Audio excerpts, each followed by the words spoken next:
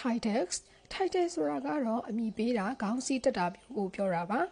Miss Cato single females female ဆိုတာအမအိမ်တော်မပြုတ်ရသေးတဲ့မိန်းကလေးတွေ single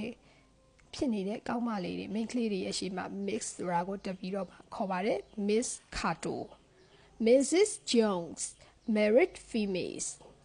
အိမ်တော်ပြုတ်ပြီးသားလက်ထပ်ပြီးသွားတဲ့ကောင်းမလေးတွေရဲ့ရှေ့မှာဆိုရင်တော့ Mrs ဆိုတာကိုတက်ပြီးတော့မှခေါ်ပါတယ် Mrs Jones Miss Yen single or married females တယောက်တည်းဒါမှမဟုတ်အိမ်တော်ပြုတ်ပြီးသားမိန်းကလေးတွေအိမ်တော်မပြုတ်ရသေးတဲ့မိန်းကလေးတွေဒါမှမဟုတ်အိမ်တော်ပြုတ်ပြီးသားမိန်းကလေးတွေနှစ်မျိုးလုံးအတွက်သုံးလို့ရပါတယ်ရှေ့မှာ mix ဆိုတာကိုတက်ပြီးတော့မှခေါ်ပါတယ် Miss Yen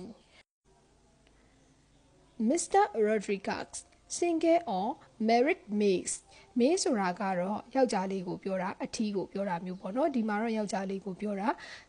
အိမ်တော်မပြုတ်ရသေးတဲ့ယောက်ျားလေး single ဖြစ်နေတဲ့ယောက်ျားလေးဒါမှမဟုတ်လက်ထပ်ပြီးသားအိမ်တော်ပြုတ်ပြီးသားယောက်ျားလေးတွေရဲ့ရှေ့မှာဆိုရင် Mr. ကိုတက်ပြီးတော့ခေါ်လို့ရပါတယ် Mr. Rodriguez